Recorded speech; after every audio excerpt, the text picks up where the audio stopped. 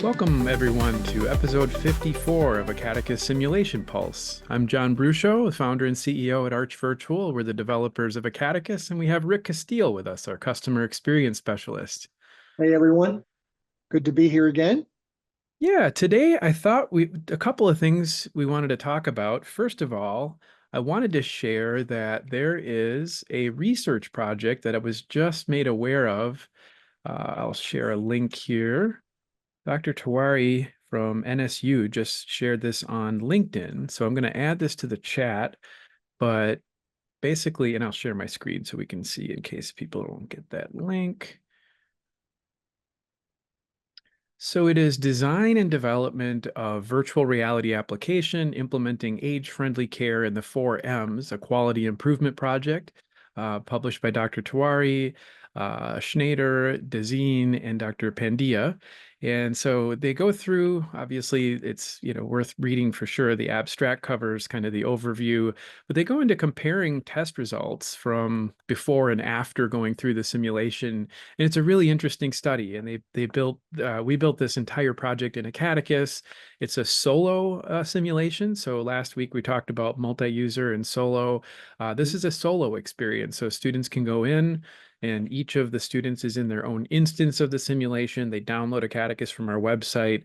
They go in there and complete this experience. And also, I'll share my screen. This is more information about this simulation, caring for older adults. Again, a self-guided simulation. There's a great video here that introduces it with Dr. Oviawe and Dr. Pandia describing the project and the goals of the project. And then we've got a breakdown of some of the highlights of the simulation and what the goals are to help train geriatricians or future geriatricians on how to care for the elderly. And it's based on this 4Ms framework, which is what matters most: mobility, mentation, and medication management. So it goes through a series of states. And the way we did this is basically loading different scenes in Acadicus in this solo environment, in this solo experience. And you click on these holocrons to advance through the different states of the simulation, where you're following a patient named Millie through various stages of an experience you go through, where she's in the ER, she's in a long-term care facility, she's in an exam room, and you're identifying hazards and sort of walking through the whole scenario, what medications she's taking, what matters most, all those 4Ms. So this page is on our website, and there's also an interview. We had Dr. Tawari as a guest on the Pulse at one point, so you could watch this episode. This is also going to be linked through our, just right at the top, Simulation Pulse, and you can see Dr. Tawari's episode, and she describes in greater detail what the nature of this project was. So just wanted to talk about that and highlight that there is a new research project published about the 4Ms project. Really exciting stuff, and we'll be covering that more in detail in the future, but I just wanted to highlight that. Yep, really good and important stuff. And it's good to understand, folks who are watching, that you can download Acadicus for free from our website and use the non-VR mode that's available there to actually go and watch the 4Ms project yourself. There's information on how to get to it out on our site. So you want to try to take advantage of that if you can. Absolutely. Yeah, and in Dr. Tawari's episode, we provide a link to, or an email address or a link to where who you can contact to access that simulation. So we're excited to have that as part of the Acadicus library, and yeah, for sure, look forward to sharing more about that in the future. So. Well, and I guess in other news, kind of dovetailing on that. So we were talking about that experience as a self-guided simulation in solo mode that you can access in non-VR mode, like Rick said. And it uses scene stages to basically progress through a scene. And when you're in Acadicus and you load a scene, it basically takes you out to a loading, scene where you see the logo, and then it loads back in, and you're in a whole different kind of, scene. And That's one way to do a transition between different stages of a simulation. But Rick shared earlier today in Slack, and I think it's probably he wasn't expecting I was going to ask him to share this on the spot, but a way to change states of a simulation without loading a scene. So you can do it almost instantaneously. And he found a really clever way to use the 3D recording feature, the simulation manager, and created this way of changing states. So I wondered if he would share a little bit about how he created that. Yeah, sure. And you know, one of the really fun things about my job is that oftentimes our customers in our community will challenge me with things they want to accomplish in a catechist that we maybe hadn't really even thought of or actually designed a way to do, but with the tools that are already at our disposal and a little creativity, we can figure out how to do it. And so I'll give a couple of examples of things that we're working on, and these are works in progress, if you will, but has led to this understanding that we can leverage the ability to do recordings in 3D to make it appear to the users that things have changed from one condition to another condition within the same environment. So what John was showing earlier with the 4Ms, is leaping between different states of care. So you're in different rooms, like you said, an ER room, to a long-term care facility, to maybe a patient's apartment, or some work we've done before where we've been asked to show like elderly patient falling at home, so they're in home and maybe they've fractured a hip and the EMS are intervening, and then they're in the hospital, right, where they're going to have a pin placed or some sort of work done on their hip, and they're going to get short-term acute care there, and then they're going to go to a longer-term care facility for rehab, and then back to the apartment, right? So we have this capability to jump between all those environments. But what if you just want that patient state to change within their environment or within their space or room? And that was one of the challenges that I was faced with and started using our recording feature to help address. And so I'll talk a little bit about that. Let me share out my screen, my media player here, and we'll talk about a little bit about what you're seeing here on the screen. I actually want to kill my sound. Okay. And we'll take it from here. And so this is an exam room. And the challenge here was, okay, we want a student to go into this exam room and they are going to interview our patient here, who's going to become gradually more agitated and aggressive during the interview process. And so how are we going to demonstrate that? Well, we don't have built-in animations necessarily to take this patient from seated here on the exam table to a more assertive or aggressive state where they're standing to moving towards the interviewee. But through recording processes, we're able to achieve some of that. So let me start playing this right now. And we'll pause this here again. And again, the student lands at a certain point in the room on purpose where they're kind of backed up against a wall and there's a chair there. And so the idea is to give them a little bit of a claustrophobic sense as they're talking to their patient. And the whole objective here is to help them understand the signs and symptoms that they might identify with a patient who might escalate and how they might address that or feel in that state where somebody is escalating. And let me see again if I kill this. Okay. Are you still hearing me, John? Mm-hmm. Okay, great. So I just wanted to kill it from the video. All right, so here we are in the room, and then let me show those two buttons that are back on the wall again when I flip back up there. And again, I'm recording this in VR, so the reason you're seeing so much bouncing, right, is my head movement moving around. But what I was able to do in this particular case is I used two recordings.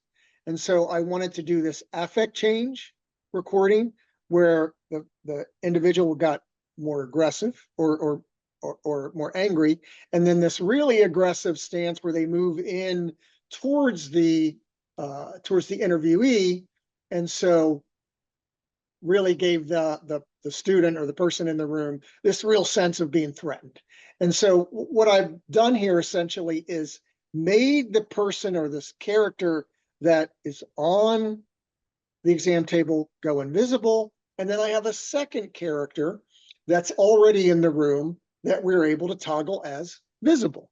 And so again, a couple of things that we're juggling here is the recording feature and this capability that we have as an administrator to make things visible and invisible. And so I, simply made the character that was on the exam table invisible and the one that's now standing visible. And again, I can trigger that. Now, because I reviewed this with our developer, Sean. I don't know if Sean's on here with us or not, but Sean said, we'll take it one step further and add a third recording, and we'll look at that in a minute. And it helps get rid of that gap we see between, we got this kind of couple, 2-3 second pause where it just seems like the person's invisible, right? Well, we're kind of figured out how to get around that a bit by using a third recording. We'll get to that in our next example. But then as the interview progresses, what we want the student to feel is, all right, this person is really getting into their space. And so I did another recording where I'm actually literally grabbing the asset, the character, and I'm pulling him in towards, so you can see it really kind of invades your space, right? So they get this sense that the person is actually literally moving across the room towards them. And so all of this is done with recordings and moving assets in the room in a way that's triggered by triggering the recording or through the button or the holocron that we have on the wall there. And so again, right, we went from seated, arms crossed, standing, looking a little bit more threatening, to moving in close using all of our recordings. Any thoughts or comments on that, John? That's amazing. I love that. And I think especially this particular use case of training students or professionals on how to communicate with somebody who's agitated. It's a very difficult thing to train in the real world or in any other way. You want to be able to give people an opportunity to practice. And, I've seen this, firsthand in hospital settings when patients are really combative, like really, really bad, and, I feel terrible for people that are going through that. But, in many cases, they're having the worst days of their lives. They're really in a bad way, and they take it out on the people that are there to care for them. And so if that's your responsibility, and I think it's part of where a lot of the burnout is happening, especially in nursing, because patients can be very, very difficult sometimes. And so, you can hear the difference in that case where somebody who has that experience comes in and is able to de-escalate that situation versus someone who's new and doesn't have that experience. So having that opportunity to practice that and giving instructors the ability to control that using those 3D recordings, I think gives you a really efficient, quick way of going through a series of state changes in a simulation. Whereas, in a physical lab with a mannequin, it's very difficult to get the physical mannequin to move, sit up, or even stand. It's like impossible in some Right. cases. You could do it with somebody that's acting in that case, but that has moving parts and its own set of, challenges as well. So it's a great way to be able to do a simulation like this, I think, in a very immersive way that students could really get a lot out of, for sure. And of course, this is just one example, right? This is kind of experimental from my perspective, where I'm just doing kind of one thing. But the idea would be that you could have that character act out or perform in a number of different ways, a number of different states, based on the interaction that they're having with the student or the participant, right? And those buttons or those recordings could all be there for the instructor to trigger based on the interactions that the student is having. Did they successfully de-escalate? Maybe we want to have the patient get back up on the exam table, right? They calm down and they're going to sit in a chair or lean against the wall, right? And we can affect those changes. Now, of course, there's a lot of what I call script writing that has to go behind the scenes that helps you understand kind of how you're going to set all this up. And so what state would trigger what reaction. And then those buttons or those holocrons, like we call them in Acadicus, could all be on the wall and hidden so the student doesn't even see them, right? I mean, we're seeing them now because we want to be able to demonstrate and understand how they work.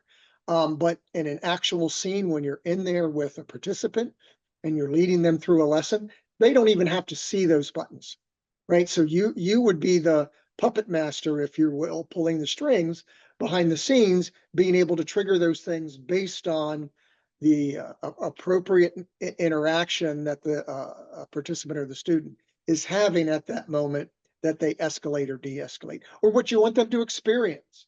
Because even though we get in there, and I was in psych nursing for 6 years, and you do all the things right, that doesn't necessarily mean that that person is going to necessarily de-escalate. And so you need to understand, how do you extract yourself from a situation at a certain point, and when do you do that to maintain the patient's safety as well as your own? So just an example of how we might be able to accomplish that using Acadicus and our recording feature. Yeah, and it reminds me of some of the ways that the four-bay environment has been used in the past, where, we've seen instructors will set up the same patient in each of the four bays, but in different states. And then the idea is that the student goes from one bay to the next and sort Mhm. of imagines that time is fast Yeah. forwarding. So, we're in the first scene, here she is doing this, and then we go to the next scene and the vitals have changed and there's a different, and you're following that journey, but it's all in the same environment.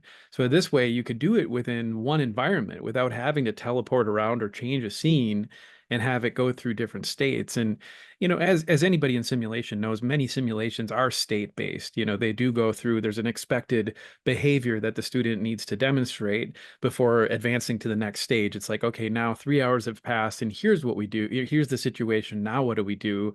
And then, a few days pass and now we're looking at this situation. So these stages are very common in simulation. So using those 3D recordings, even to do something as simple as just making a few changes to the vital signs, and say, okay, now let's click on that. Well, we've administered this medication. It's 3 hours later. You could even change the clock time, change the clock time, change the vital signs, change, maybe the patient's demeanor has changed. They've gone from happy to sad or nauseous, or changed something about their simulation manager state.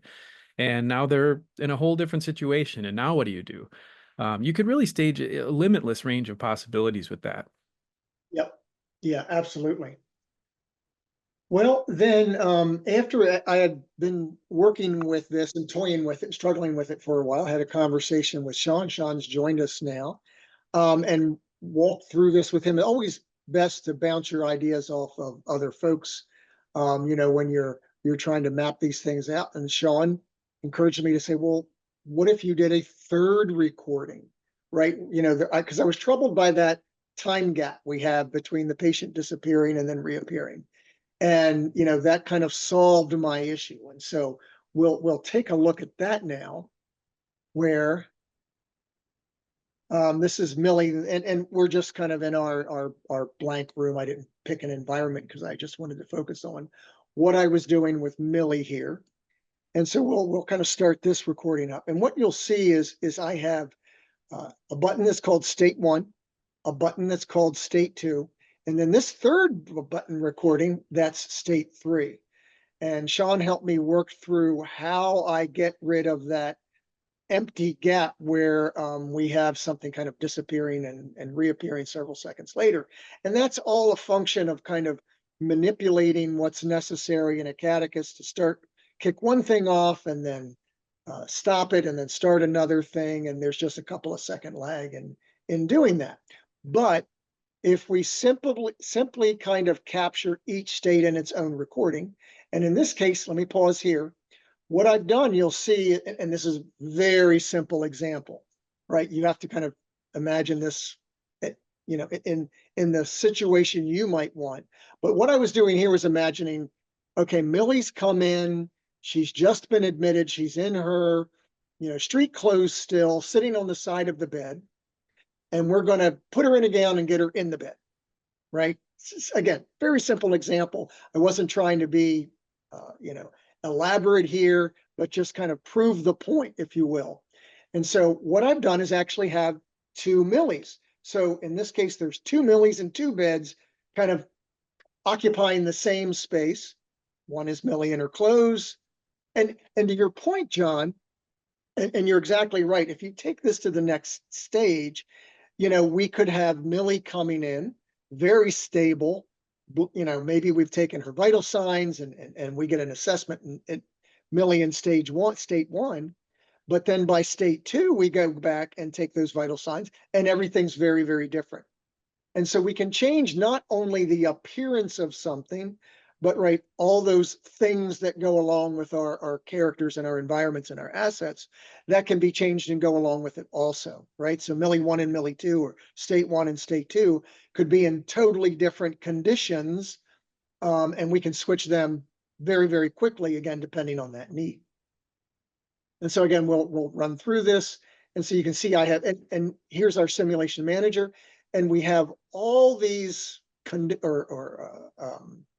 biological conditions that we can change. Again, Millie 1 and Millie 2, that could change as I change the states. In this particular example, it was just, again, proving the point that we could have somebody see her go from side of the bed clothed to laying in the bed with the gown. Okay, simple enough. But suffice it to say, there's so much more we could change. So we see 2 millies, and this is what we see when we're in an admin mode, right? And then I hide one of the millies, and then when I go into learner mode or student mode, this is where we start out, right? Millie in her clothes, side of the bed. And then we go forward. Again, we still have 2 millies. The Millie in the bed, lying down in her gown's hidden. We go forward. All right, I think this is where I go and start to look at triggering things. We'll hide the Millie in the bed one more time, and then we'll trigger our final state record. This is all, I'm saying a whole lot of stuff and did, a bulk of work for something that lasts seconds in this particular case. And so we have state 1, we have state 2. We're going to go ahead and go into learner mode to trigger these, and then we'll actually see what happens when we trigger it. And so there's learner mode. Let me pause here. So I'll go up. Now everything's ready to kick off. I've had the 2 recordings. One recording is going to hide this Millie. The second recording is going to show that other Millie. It's a simple process, really, right? We've got the Millie 1, we're going to hide her. Millie 2, we're going to show her. And then the third recording is that I've kicked those 2 things off in quick sequence, so we don't have that delay. And so Millie 1, ready to go. Here we go. We click final state, a couple of seconds, and there we go. Millie's in her bed now. And we don't have that big delay that we saw with our previous patient, where they just kind of disappear for a few and then reappear. And so, this is kind of an example of how experimentation with the features and functions that exist in Acadicus you can get a lot out of it. And what we're showing here is kind of a tip of the iceberg thing, where we're just kind of changing the patient from sitting to lying down, from being in street clothes to being in a gown. But all the other conditions that we can affect with that patient can go along with this. So maybe it's the, and I've been stuck with this before. Oh, we want a student to find the patient lying on the floor and then get him into bed. And I've been in a position before where I've gone, oh, I don't think we can do that without changing the entire scene, right? Which is a much longer process. We could do that, right? I could create a whole other room with a whole other patient, and we're just swapping the whole room out. But, then we've got a several second delay. We're kind of disoriented. We're going to black. We're coming back in. Here, it could happen like that. Patients found on the floor, then there's a recording that shows them, okay, now they've been helped back up into bed. Let's see what's happened to them. They were stable when you saw them earlier. Now they've fallen, right? Do they have a head injury? Have they had a stroke? Do they now have skin breakdown? Have they broken something? Right? Let's now do an assessment. And now it's possible through this use of the recording to be able to show that, right? And we can change all those states and conditions through this recorded feature. That's amazing, Rick. I appreciate you sharing that. And, and it also kind of reminds me of taking this one step further. What we can do is, actually act out certain student expected behaviors so that if Mhm. they say, well, I need to start an IV, you could actually have a 3D recording come in and start the IV. It depends on the learning objectives. Obviously, every simulation has different focus, but in many cases, we find that, the process of actually starting the IV is something you have to do in the lab, hands-on. It's not something that's well taught in VR. I just don't think that's a great use case for it. You're holding Right. controllers, it's fine motor skills. You really don't want to go into VR to learn something like that at this point. Maybe in the future when there's haptic gloves or more detail or fidelity in the interactions. But in lieu of that, one thing that we see, I think a lot of platforms do is like, I would take take vital signs, and you just click a drop down menu and then that just sort of happens, or a ghost avatar appears and like does that skill. And I remember Craig McGonigal would do this quite a bit, where he created a whole series of 3D recordings in an exam room for everything you would do for a head-to-toe assessment. And so the student doesn't have to come in and they don't really even have to learn how to use the controllers or how to teleport or anything about VR at all. They put on the headset and they're gaining the sense of immersion, of really feeling like they're in the room, looking at the patient. But then they do have to make choices, and it's about that critical thinking and about communicating and knowing what skill to do, which things need to happen in what order. It's more of a stepwise kind of thing, and going through a sequence and then being assessed at the end based on how well you go through that. But not necessarily your ability to go over there, teleport over to the patient, open the medication, put it in the cup, but these are things that can be taught, better, I think, in live simulation. But when you want to go through an experience repeatedly, you want the immersion of the virtual reality, you can use those 3D recordings to have an actor, act those things out. And I remember also with Bill Ballo doing something similar where the simulation had a series of stages in the dynamic cardiology in the ACLS scenario that he developed, where he Mhm. used, he went into ghost modes, and that's what you were doing too. In all of yours, your avatar was in ghost mode. So when you're in ghost mode, the learners can't see that your avatar is even in the room. So Bill would be in ghost mode and then go through, a series of 3D recordings that take this simulation through different stages, and in some cases actually acting it out. Like especially in a situation like ACLS or dynamic cardiology, usually you're going to have, two or three people in your crew that'll be helping, or at least two people. But if you're doing it as a student and you're the only one there, you can use those recordings to say, hey, could somebody help set up the 12 lead, so we can get, somebody has to like go in there and put on all the stickers and put on all the leads, and that's something that really does have to happen. But that can be a 3D recording of your, quote unquote assistant or whoever's with you that day. Right. They're doing that, or or a bag valve mask, or starting an IV, or giving compressions, or whatever. We Mhm. also saw DuPont Children's Hospital. Dr. Slayman and his team created a series of 3D recordings along similar lines, going through the intubation process and so when somebody's leading a code, they wouldn't, if they were leading the code, actually be going through those steps. They would be delegating that to somebody else. So they say, let's start the intubation process, and then those 3D recordings are acting that out. But those are all stages that are saved in those holocrons that then can be triggered during the simulation to take you through different stages or different activities in a simulation. So it's a great way to use that feature to really, expand and sort of morph Acadicus into whatever it is that you need to meet your learning objectives. Mhm. Mhm. I think it also opens up the possibility for more advanced storytelling. I think about like our hazard ID, right? And we have all these hazards and we kind of explain why they're hazards or what could go wrong. But that now, okay, now you have that water on the floor and the patient's on the floor. And it's like you walk in the room and it's like, oh my God, they got out of bed and they hit the water and they slipped. And now let's get them back into bed. Well, we can kind of click a button and get them back into bed. And now let's talk about what do we do after we found a patient that's a victim of a hazard, right?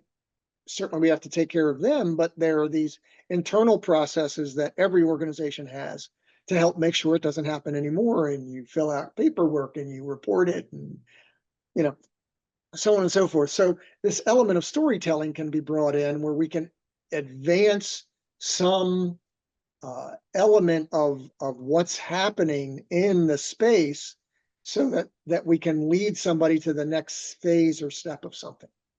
Yep, So, definitely. So yeah, it's fun. It's fun. And kind of now that I've gotten the hang of it, there's always that learning curve. But I think now that I've gotten the hang of it, I think I could kind of get this going a lot quicker for folks.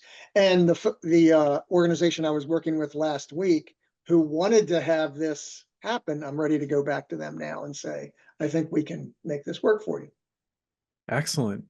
And I'm thinking too of all the open RN scenarios have stages, and they all have, here are the vital signs and here's how they change if the student performs this action or these things. It makes me wonder if we should go back and revisit some of those and see if we could come up with some stages, pre-recorded 3D recording shifts through those different stages to make it even easier for the instructor. It's already pretty easy. You're just in non-VR mode with the simulation manager up, just like you would in a traditional simulation, but this would be just one click and it'll automatically change the vitals, change the patient state. Everything will change as you need it. And then you go through that stage. And then if the student does the right thing, then you go to the next stage. So we could kind of pre-program that. And sort of to a certain extent, that's what the sequencers are doing too. I was just Yeah. going to say, our sequencers.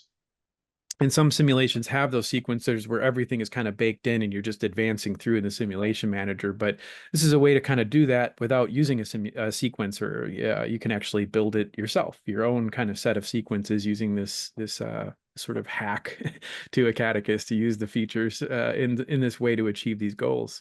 It's really cool. Light. Yep, exactly. Yeah. So, yep, a lot of fun. Absolutely. Well, we could keep this one short if there's what? Go ahead, Rick. Thank Sean, who's on here, for helping me figure that out. Yeah, thanks, Sean. Hey, Sean. He's an attendee. Drop in here so he can say hi if he wants.